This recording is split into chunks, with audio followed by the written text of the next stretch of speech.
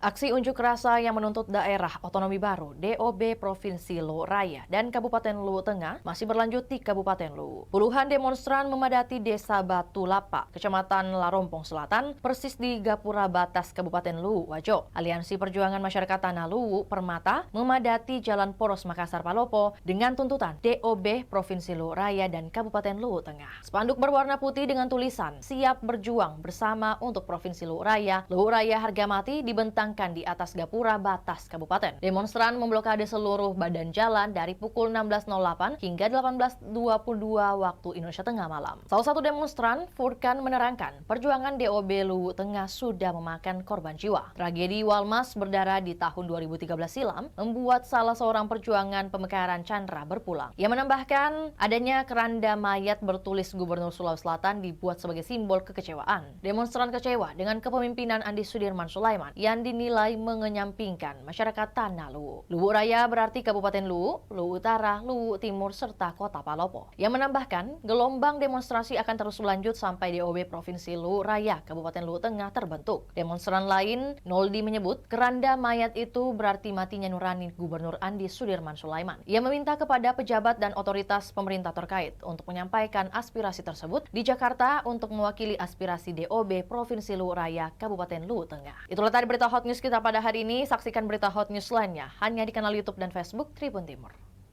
Download Tribun X sekarang, menghadirkan lokal menjadi Indonesia.